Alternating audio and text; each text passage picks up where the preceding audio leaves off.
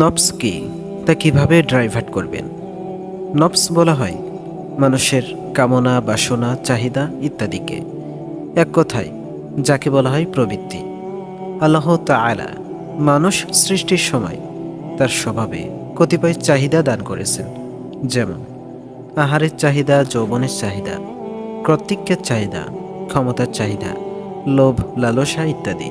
সবগুলো এক কথায় জৈবিক চাহিদা বলা হয়।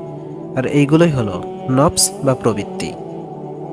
নফস তার বৈশিষ্ট্যের দিক দিয়ে আবার তিন প্রকার। মূলত নফস একটি, কিন্তু কাল প্রতিক্রিয়ায় স্বভাবের তাড়নায় ভিন্ন ভিন্ন রূপ ধারণ করে। তাই বলা হয় অবস্থানের দিক দিয়ে নফস তিন প্রকার। এক, নফসে আম্মারা। দুই, নফসে লাওয়ামা। তিন, নফসে মুতামাইমা।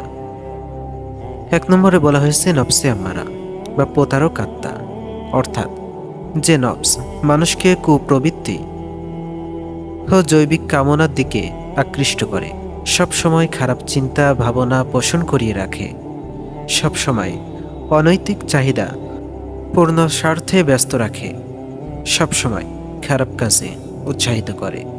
এই নফস সম্পর্কে কোরআনে বর্ণিত হয়েছে, আমি নিজেকে নির্দোষ মনে করি না। মানুষের মন অবশ্যই মন্দ কর্মপ্রবল, কিন্তু সে নয় যার প্রতি আমার রব অনুগ্রহ করেন। নিশ্চয় আমার রব অতি ক্ষমাশীল ও দয়ালু। দুই নম্বরে বলা হয়েছে নফসে লাওয়ামা, অনুশোচনাকারী আত্মা, অর্থাৎ যে নফস অন্যায় করার পর আমাদের হৃদয়ে অনুশোচনার উদ্রেক করে। কোরআনে মহান আল্লাহ রাব্বুল আলামিন নফসে লাওয়ামা এর কথা উল্লেখপূর্বক কসম খেয়েছেন। আল্লাহ রাব্বুল আলামিন পবিত্র কোরআনুল কারিমে বলেছেন, ওয়ালা উকসিমু বিন নফসিল লাওয়ামা, আরো শপথ করি সেই মনের যে নিজেকে ধিক্কার দেয়। তাফসিরে মারিফুল কোরআনে নফসে লাওয়ামা সম্পর্কে বলা হয়েছে, নফসে লাওয়ামা এমন একটি নফস যা নিজের কাজকর্মের হিসাব নিয়ে নিজেকে ধিক্কার দেয়, অর্থাৎ কৃত গুনাহ অথবা ওয়াজিব কর্মের ত্রুটির কারণে নিজেকে ভর্ৎসনা করে। সৎকর্ম সম্পর্কেও নিজেকে এই বলে তিরস্কার করে, আরও বেশি সৎকাজ সম্পাদন করে উচ্চ মর্যাদা লাভ করলে না কেন।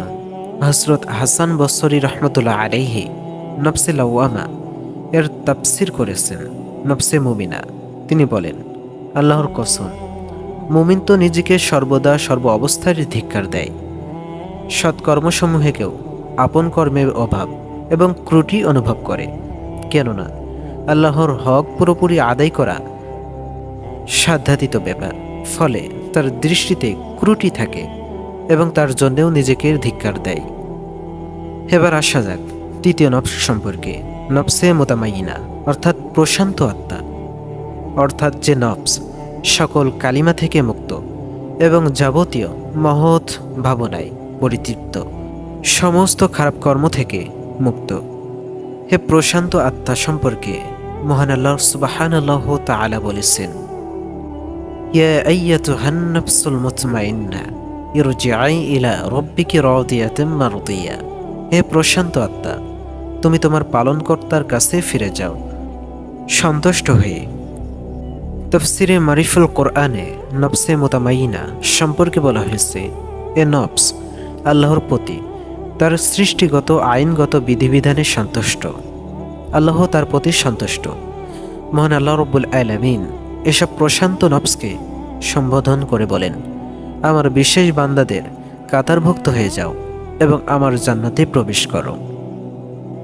মূলত নফস একটি, অবস্থা ভেদে তার গুণে পরিবর্তন আসে।